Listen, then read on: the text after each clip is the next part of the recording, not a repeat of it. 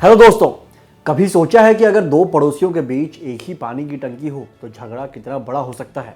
अब जरा सोचिए उन देशों के बारे में जहां से बड़ी बड़ी नदियां गुजरती हैं। आज हम बात कर रहे हैं भारत और उसके पड़ोसियों की। अक्सर खबरों में रहता है भारत ने पाकिस्तान का पानी रोका या चीन ब्रह्मपुत्र पर बांध बना रहा है। पर क्या आपको पता है कि भारत असल में किन देशों के साथ और कैसे पानी शेयर करता है? आज हम इतिहास की किताबों से बाहर निकलकर एक दोस्त की तरह समझेंगे कि भारत की वाटर ट्रीटीज का असली सच क्या है। चलिए शुरू करते हैं दोस्तों। सबसे पहले बात करते हैं उस संधि की जिसे दुनिया की सबसे सफल लेकिन सबसे विवादित संधि माना जाता है, और वो है इंडस वाटर ट्रीटी 1960। यह दुनिया की सबसे उदार संधियों में से एक मानी जाती है क्योंकि इतिहास में ऐसा कम ही हुआ है कि दो दुश्मन देशों के बीच पानी को लेकर कोई समझौता 60 साल से ज्यादा टिक गया हो, वो भी तब जब उनके बीच 3 या 4 बड़ी जंगें हो चुकी हों। इसे थोड़ा और गहराई से समझिए कि आखिर यह सिस्टम काम कैसे करता है और इसमें असली पेच क्या है। सिंधु नदी तंत्र में भारत अपस्ट्रीम यानी ऊपरी हिस्से पर स्थित है, जहां से नदियां पाकिस्तान की ओर बहती हैं।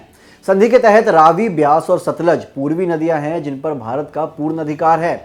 वहीं सिंधु, झेलम और चेनाब का अधिकार पाकिस्तान को मिला है। लेकिन दोस्तों, भारत को इन पर नॉन कंजम्पटिव यूज की विशेष छूट दी गई है। इसका मतलब है कि भारत इन नदियों के पानी का रास्ता बदले बिना इनका उपयोग बिजली बनाने, पीने और सीमित खेती के लिए कर सकता है। यही वजह है कि जब भारत किशनगंगा और रतले जैसे run of the river projects बनाता है तो विवाद शुरू हो जाता है। इन प्रोजेक्ट्स का मतलब है कि हम नदी का पानी रोकते या स्टोर नहीं करते, बल्कि बहते हुए पानी से बिजली बनाकर उसे वापस नदी में छोड़ देते हैं।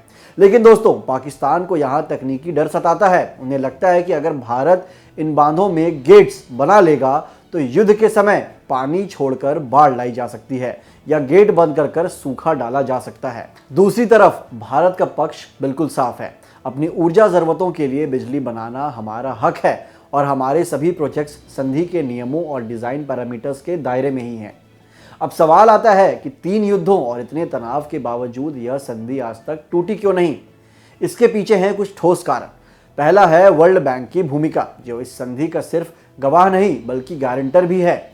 इसे तोड़ने का मतलब होगा कि वैश्विक मंच पर अपनी साख खो देना। दूसरा कारण है परमानेंट इंडस कमीशन यानी PIC, जिसके तहत दोनों देशों के कमिश्नर साल में कम से कम एक बार जरूर मिलते हैं। यह एक ऐसा चैनल है जो युद्ध के दौरान भी बंद नहीं हुआ। और सबसे बड़ा कारण है हाइड्रोलिक वॉरफेयर का डर। अगर भारत पानी रोकने की कोशिश करता है तो इसके लिए विशाल बांध बनाने में सालों लगेंगे। साथ ही ऐसा करने पर चीन को भी ब्रह्मपुत्र जैसी नदियों पर भारत के साथ वैसा ही बर्ताव करने का बहाना मिल जाएगा, जो भारत के लिए कड़ा खतरा हो सकता है। लेकिन दोस्तों, पिछले कुछ सालों में कहानी ने एक बड़ा मोड़ ले लिया है। खासकर उरी और पुलवामा हमलों के बाद भारत का रुख सख्त हो गया है। प्रधानमंत्री मोदी ने साफ लफ्जों में कहा है कि खून और पानी एक साथ नहीं बह सकते। अब भारत डिफेंसिव होने के बजाय एक्शन मोड में है। सबसे पहले पूर्वी नदियां यानी रावी, ब्यास और सतलज का जो पानी अनजाने में पाकिस्तान बह जाता था, उसे रोकने के लिए भारत ने शाहपुर कंडी जैसे बांधों पर काम युद्ध स्तर पर तेज कर दिया है। और सबसे बड़ी खबर, भारत ने हाल ही में पाकिस्तान को औपचारिक नोटिस भेजकर 64 साल पुरानी इस संधि में संशोधन यानी मॉडिफिकेशन की मांग की है। भारत अब उस वीटो को खत्म करना चाहता है, जिसका इस्तेमाल करके पाकिस्तान भारत के हर छोटे बड़े बिजली प्रोजेक्ट्स को अंतर्राष्ट्रीय कोर्ट में ले जाकर सालों तक अटका देता था। यानी अब भारत अपनी शर्तों पर पानी के हक की बात कर रहा है। अब चलते हैं पूरब की तरफ। बांग्लादेश के साथ भारत 54 नदियां साझा करता है। जी हाँ, 54। यहाँ सबसे बड़ी बात है 1996 की गंगा जल संधि यानी गंगा वाटर ट्रीटी। यह संधि 30 साल के लिए की गई थी और अगले साल यानी 2026 में यह खत्म होने वाली है। यह मुख्य रूप से फरक्का बैराज के पानी के बंटवारे पर है। दोस्तों, यहाँ चैलेंज बिल्कुल अलग है। मानसून में पानी बहुत ज्यादा हो जाता है और गर्मियों में कम, इसलिए दोनों देश हर 10 दिन के स्लॉट में पानी बांटते हैं।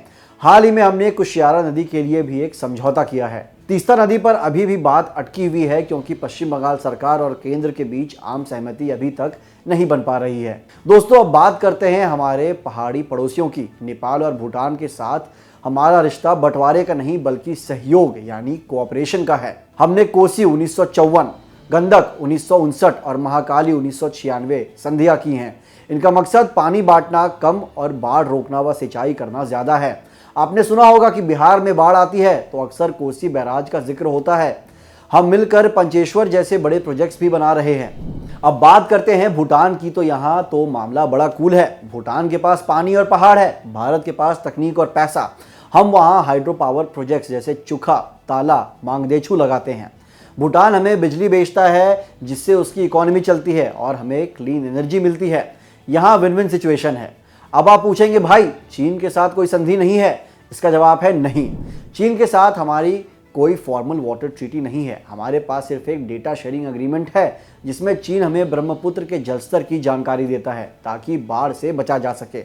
और अफगानिस्तान, सिंधु नदी की एक सहायक नदी काबुल नदी वहीं से आती है, लेकिन वहां भी कोई लिखित संधि नहीं है, बस आपसी समझ से काम चलता है। तो दोस्तों कंक्लूजन ये है कि पानी सिर्फ एक रिसोर्स नहीं बल्कि देशों के बीच की राजनीति और भरोसे की डोर है। भारत एक अपर रिपेरियन देश होकर भी अपनी संधियों का सम्मान करता है, जो दुनिया में एक बड़ी मिसाल है।